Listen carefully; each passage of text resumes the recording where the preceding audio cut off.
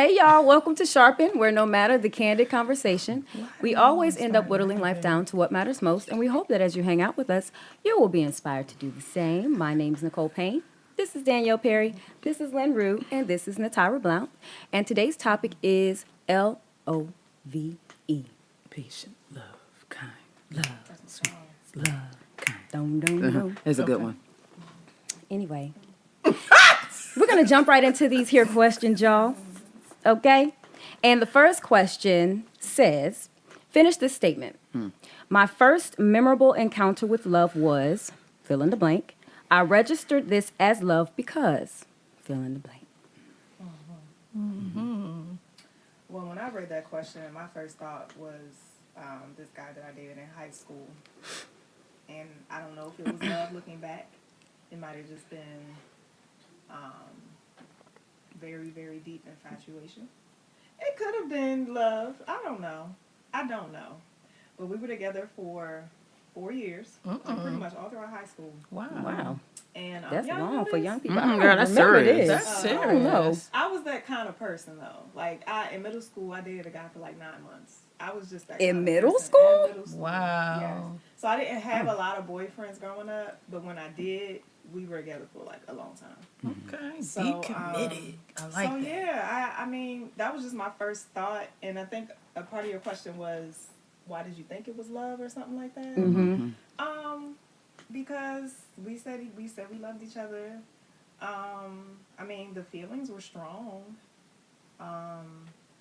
and of course now that I'm married and I look at knowing certainly that I'm in love with my husband and he's in love with me, I mean that this relationship with my husband, nothing compares to that.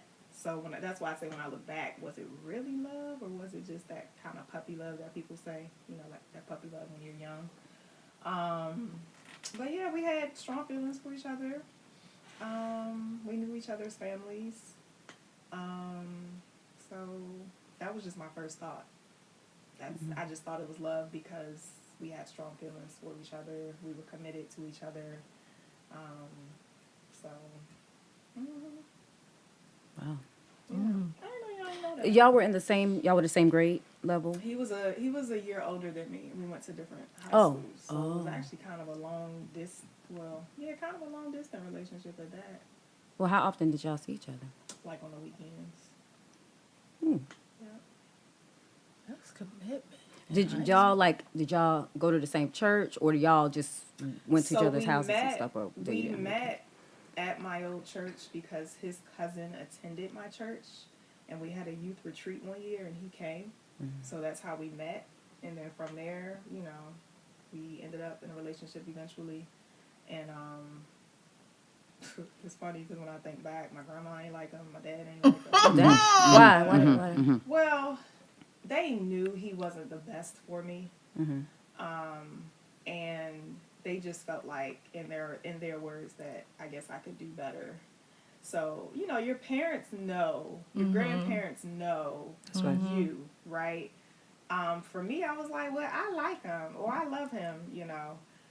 He got along with my mom and my mom's side, but my dad's side, they were like, girl, I mean, we gonna let you be because you in high school, but this ain't it.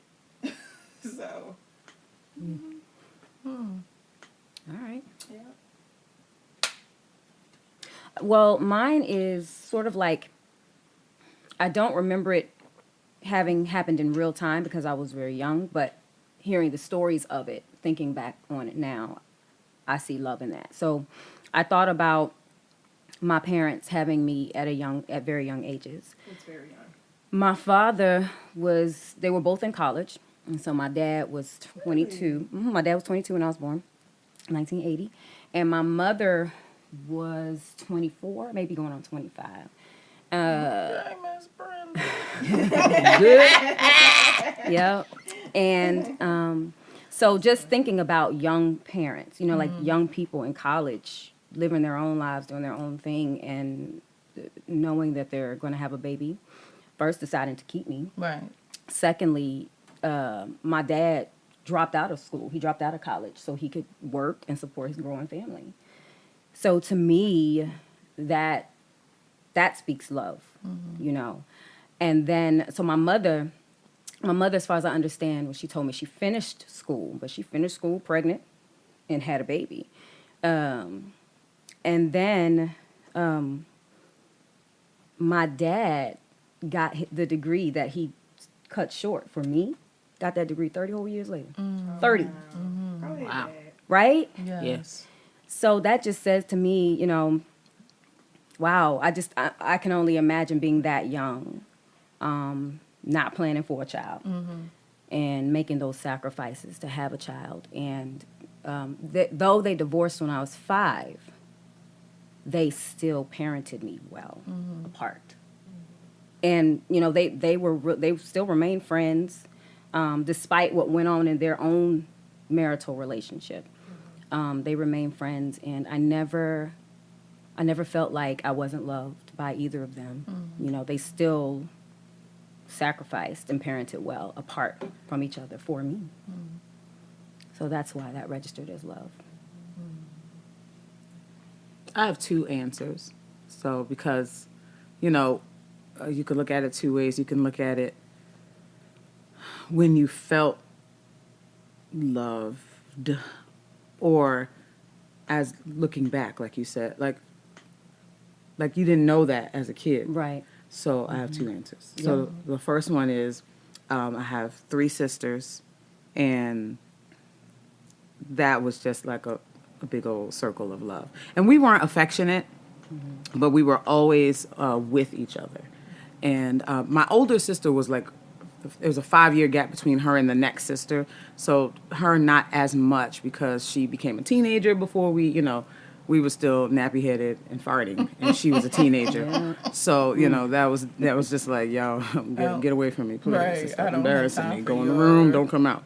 But I would definitely say my other 2 sisters, because we are like maybe 2-3 years apart, you know, within the circle. And we did everything together. We stayed home with no food together. We tore up the house together. We got spanked together for breaking stuff. We, like, everything. And that was definitely, when I think back on, I mean, we were never homeless, but it was a rough childhood. The living conditions and our surroundings, but we had each other. And that was definitely something that made it took the sting away. As an adult, I'm like, dang, that's how we was living. But as a child, you know, it was Shantae, Cindy, and me. We just did what we did. And I know that was love. And now I think about now as adults and how there are still all these inside jokes and all these silly little things that nobody else gets. And I just really love and cherish my sisters. Cassandra was more of like a maternal sister. She was older. She was the first one to have a job. She was the first one to get rid of the Jerry Curl. It's, you know, she just, she paved the way, you know. That's my first answer. Just growing up with my sisters. And then when I think, and we're going to talk about the different kinds of love, but they were my sisters. Like, what else you going to do but love me, you know? But with me first feeling like somebody loved me because they chose to love me, hands down, Montague Blount. Hands down. Because we met, I was about 19, 20, maybe 21. But when we met, I had a lot of baggage. I had a lot of damage. I had a lot of trauma. I love the Lord, and that kind of helped balance me out some. But I was a lot emotionally. I was just a lot outwardly, hiding how I felt about things. And he just always still, I wouldn't even say dealt with me. He just loved me, and I didn't understand. Why? Like, I think about it now, like, yo, he could have been like, yeah, I hope you get help, and I hope you do well, but I'm out. Yeah. And he didn't, and I don't get it, because, you know, I do okay, but I'm not all that good looking. I'm not like, I wasn't like, she bad, bro. She crazy, but that girl bad. That's not me. So I don't get it. I'm grateful for him. But even now, like, he could be upset with me, but if something goes lopsided, he's going to carry me through it. He's going to pause his own whatever. He's going to look out for me.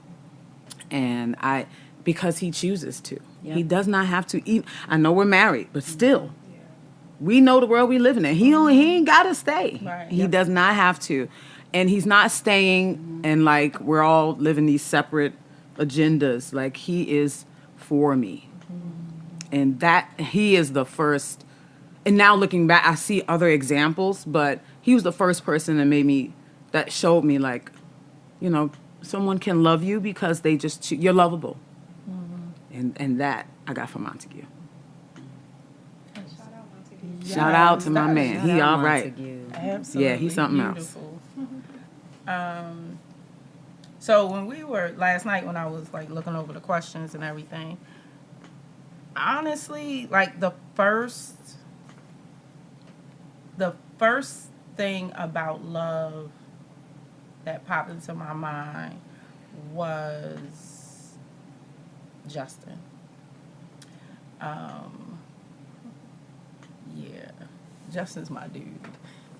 All of my kids are my dudes, but his is the most memorable in terms of love for me. And yeah, I had relationships and things like that because I was like, okay, was it in high school, in college and all of that good stuff.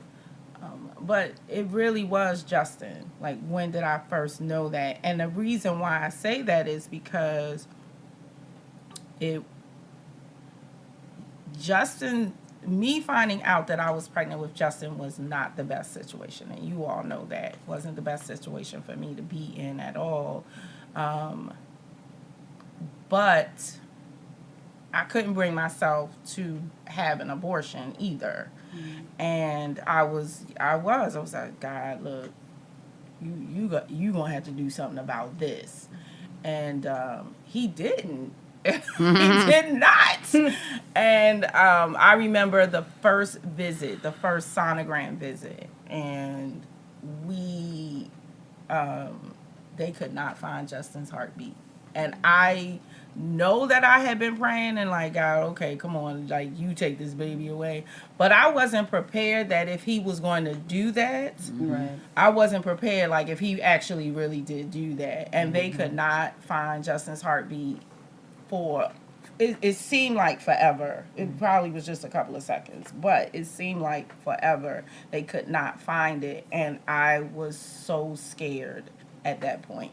I was very scared. And I was like, Lord, look, this is not what I really want. And they found it. And I just remember tears coming down my face because I heard it. And it was in that moment that I realized, regardless of the situation I was in, I was going to be a mom. I was just going to be a mom.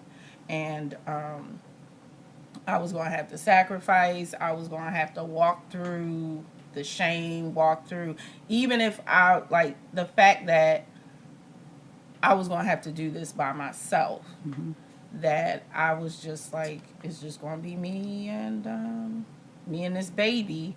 And then I went home and read through the baby name book that they gave me and came up with Justin, because it means justice. And throughout my pregnancy, I called him Justin. I just called him Justin. They would say, well, what if you have a girl? And I came up with a name for a girl, but for some reason, I just kept saying Justin. And here he is today, 26, getting ready to be 27. That is my dude. 27. Yes. Hilarious. He's hilarious as well. You all know that. But that's my most memorable moment.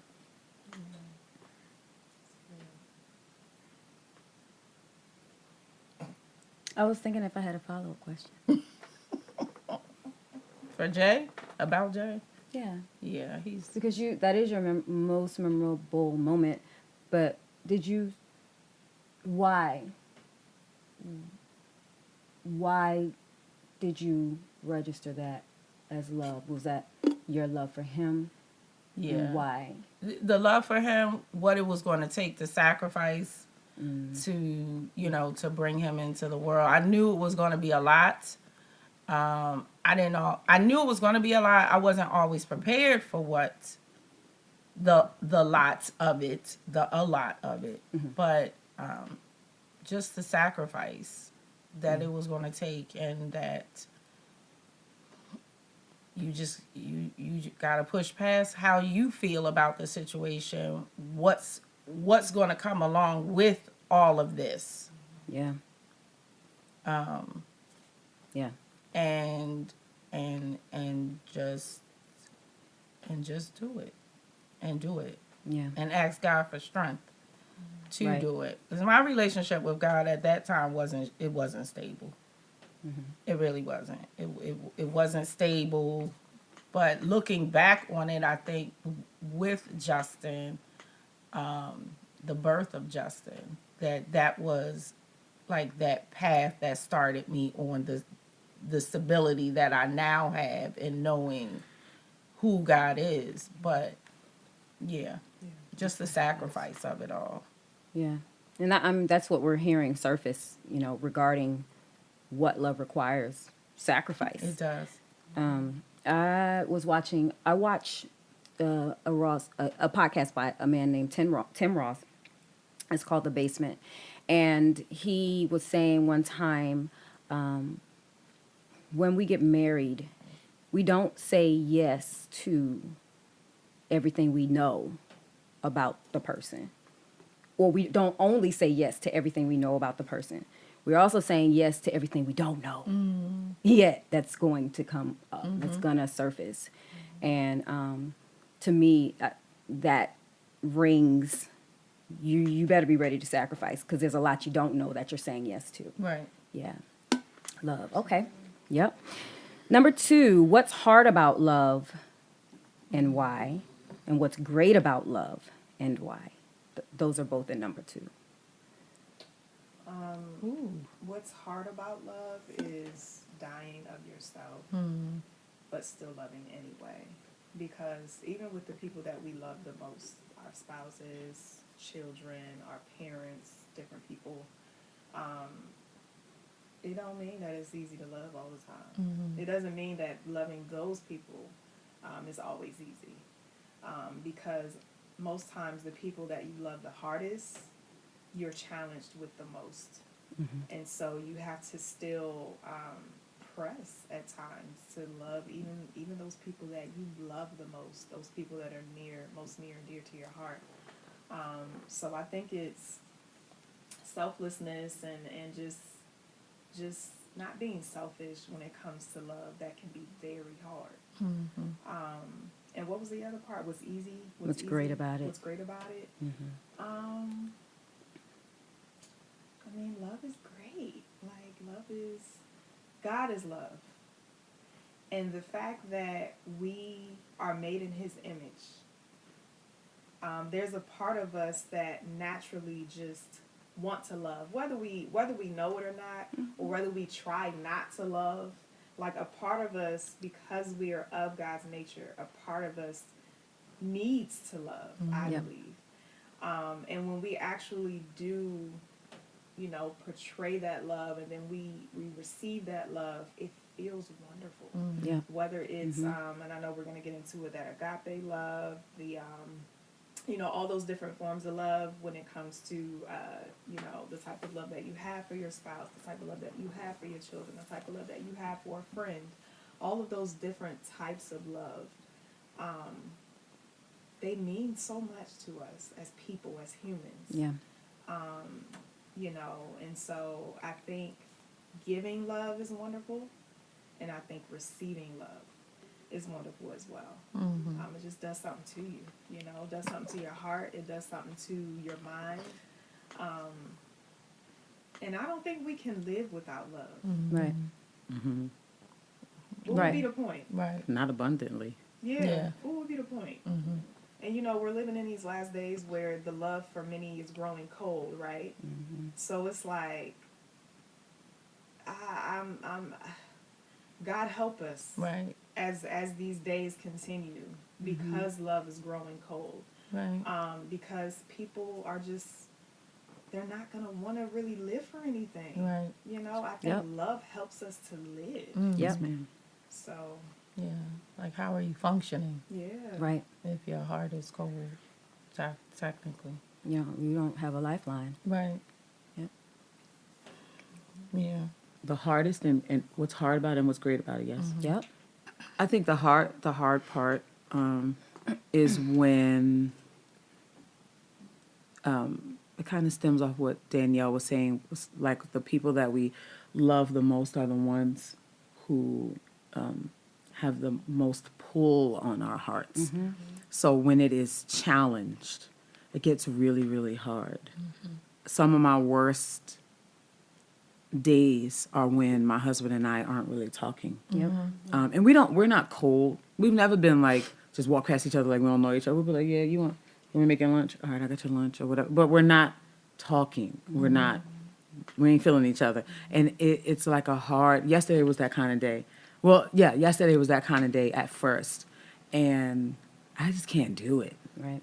I can't, not even for a few hours. As soon as I got to work, I had to call him Yeah. and tell him, like, I didn't know how he was going to take it, but I was like, I'm calling you because I need to feel better.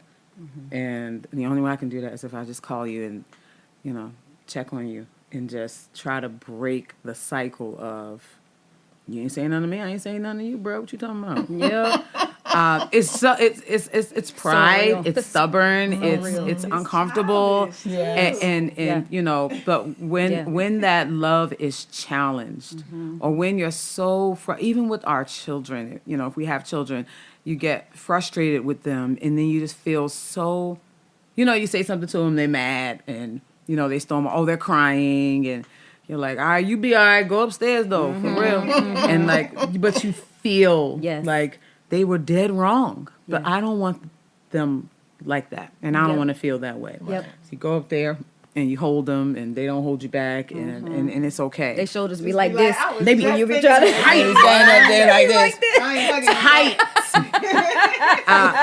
Tight.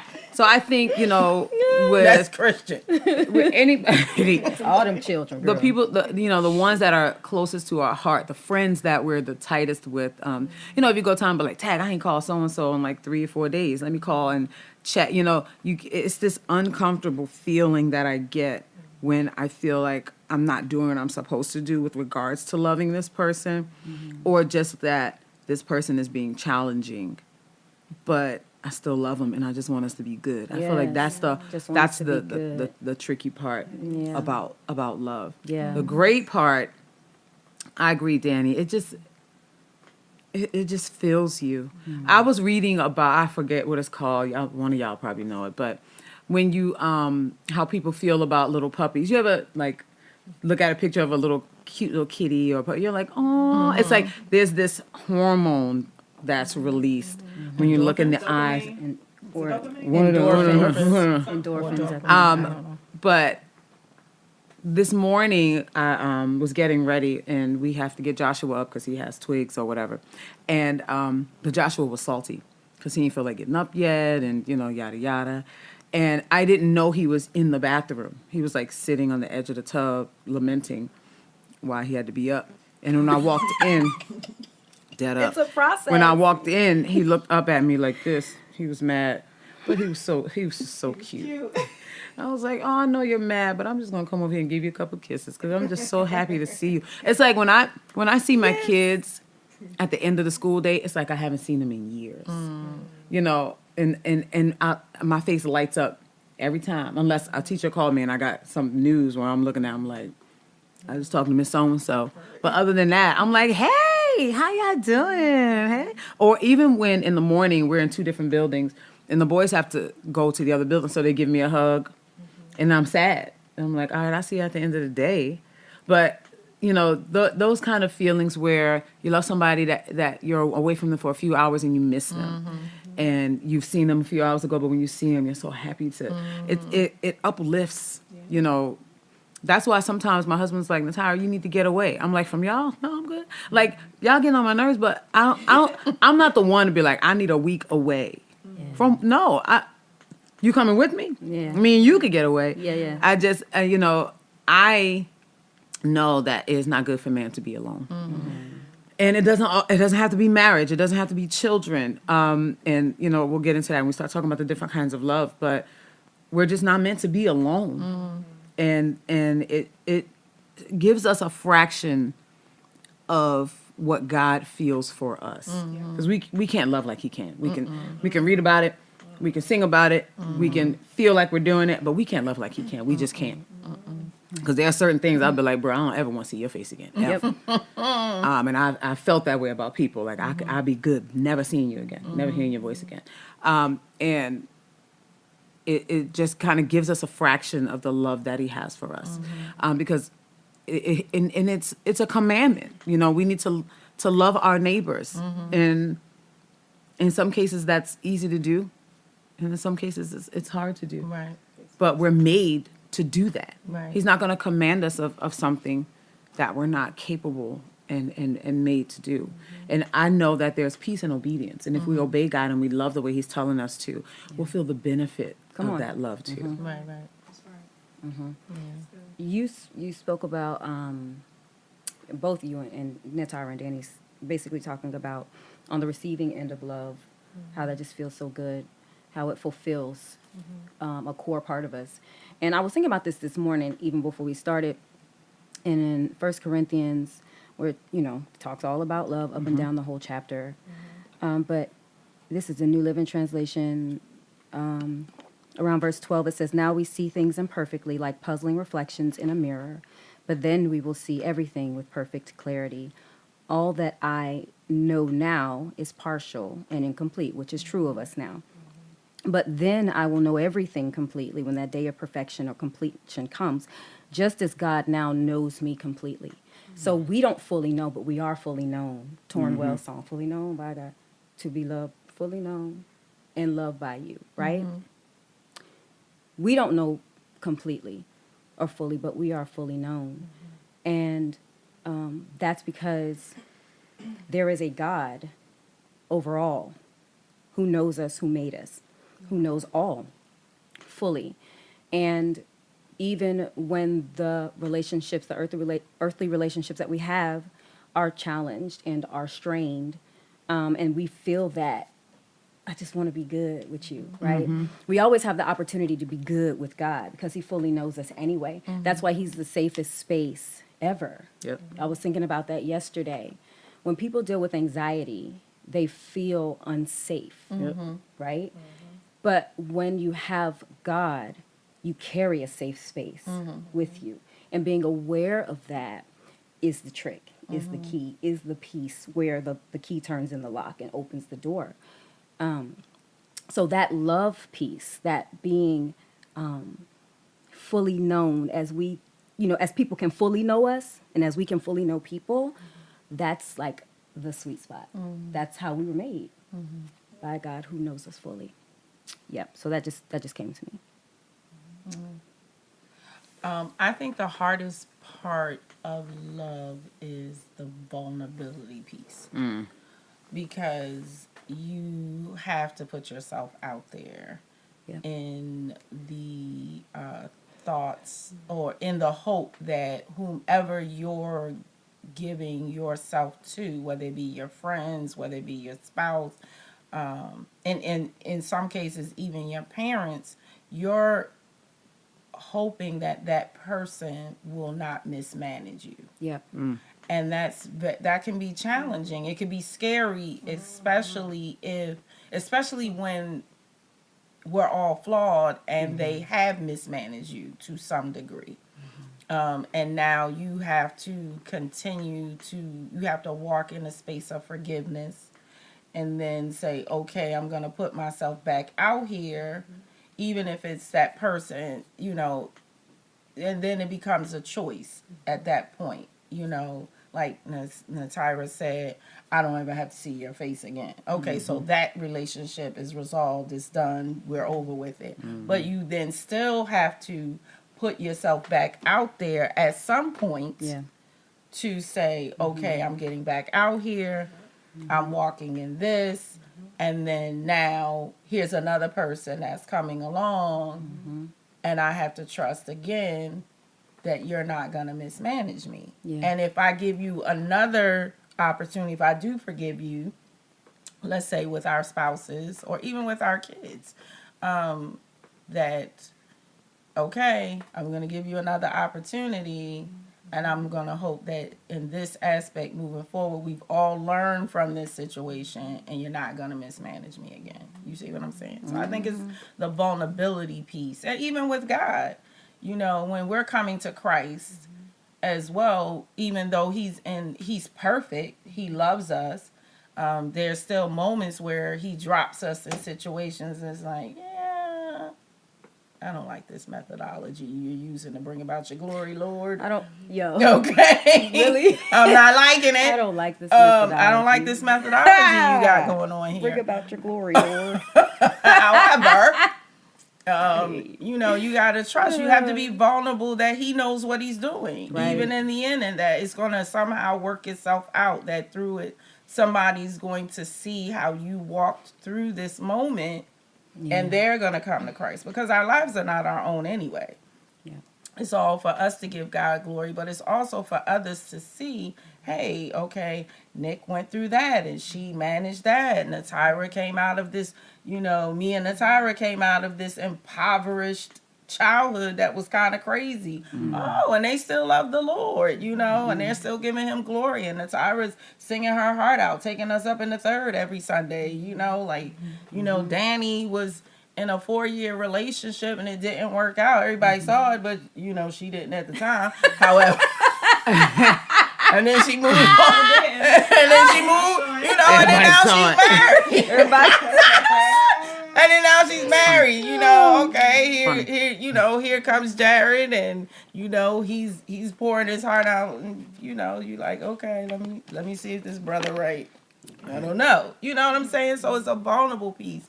But the benefit is the support. You know, from that vulnerability, the support that you get, the camaraderie you have amongst your friends, you know, and Oh, you go through that too? right, you know, okay, and just the support of knowing, and the community that, you know, it has now developed from being vulnerable and, you know, putting yourself out there and knowing that, hey, you know, okay, here's what's going on with me right now. Pray for me. Or I'm not ready to talk about it, but I need you to pray for me. Or, you know, like what I went through, you know, this month. Like, guys, God, I don't like this. This methodology. I don't like this methodology bring right your here. glory, Lord. Lord. And my friends, please pray for me, because this ain't right. This ain't right now. This is not. But the community you have, the support you have, even when you don't feel like moving forward, when you don't feel like being vulnerable, you know that there's a community with you, there's support. But you also know that regardless, God, there were days where I was like, God, okay, I don't know what you're doing, but I trust that you are going to work this out. I know what my body is doing right now. Yep. But I'm trusting you to work it out. Yeah. And he's doing it. He's doing it. No, I actually forgot. Like, I forgot, because you look and seem so well. Yes. Like, and that's God. You just went through a hard, about a month? Was it about a month? Yeah. This is what, day 25? Yeah. Okay. Day 25 since February 1st. Yeah. And I can say it now, when you posted for my anniversary picture and I had that mug face and you were like, you've mastered Dante's face. No, that wasn't by choice. No, right. Not by choice at all. Yeah. Not by choice at all. And I was like, okay, I'm gonna put it up here though. Was that this month?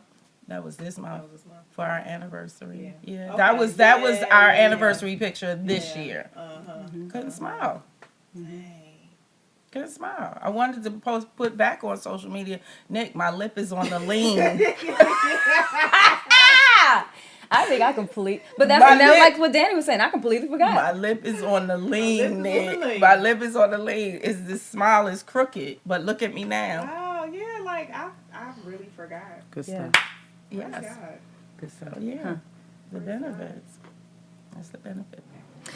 All right, y'all. Well, to stay connected with us, check the show notes for the direct links to all the platforms where this podcast is available, or you can keep watching right here on YouTube. And if this podcast helps to build you up in any way and you want others to benefit too, please like, subscribe, comment, and share, as this helps to get the word out. This podcast is also a part of the Just Be brand, which you can follow via the links in the show notes as well. There's merch and all there, y'all, including my book, Just Be Child, which can be found on Amazon. If anything said here helped you, please take a moment to share or repost this and any other videos from this channel that resonate with you.